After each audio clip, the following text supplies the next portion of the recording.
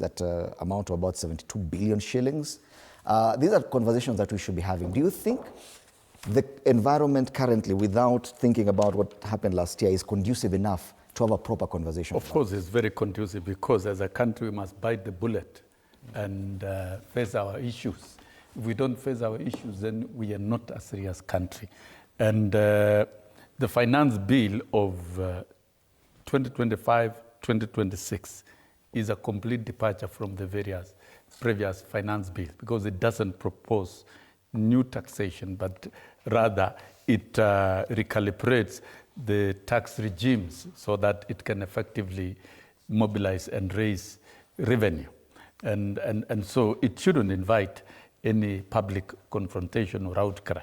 And on the appropriation bill itself, how it has been appropriated to the various projects and programs in the State Department is a matter that is still under process, because it will go through, all these proposals will go through public participation. The committees will further examine them, committees of the House. Further amendments will still be made. And then what we call the Committee of Supplies of the House will still examine.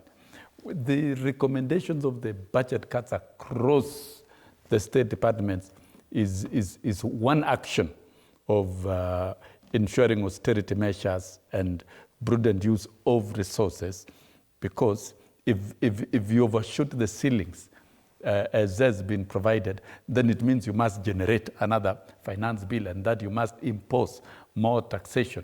So I think this is a delicate balance. But then if we talk about the State Departments specific, you know, it's very easy to tell the country that parents are not going to pay, parents are going to begin paying examination fee. That's a general statement. It is not a government policy, and that is prejudicing the process of budget making. There are obvious things that the state will not do. And if I talk about the State Department of Basic Education, the financing of exams will still be a responsibility of government. And capitation and free learning will still be a responsibility of the state. Hiring and deployment of more teachers will still be a responsibility of the state. There will definitely be austerity effects within the sector, as it is going to affect all other sectors, but not to claw out the most delicate and the most vital investment programs in that area that guarantees access to quality and free education. And I'm sure the president is very alive to that. It's part of the agenda. So it is not going to be a very easy appropriation bill for all state departments, because what the appropriation is all about is austerity measures. What is it that is not vital that must be eliminated? And how can resources be transferred to priority areas? So indeed, to me, this is going to be the most serious priority project. Okay. A program that is going to attract resources is going to be a program that is vital by all means. So it is not going to be an easy walk.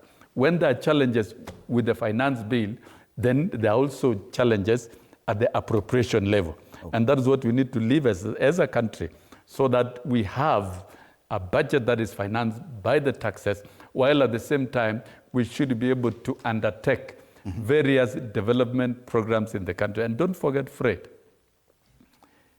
the better agenda of revitalizing agriculture, revitalizing MSME,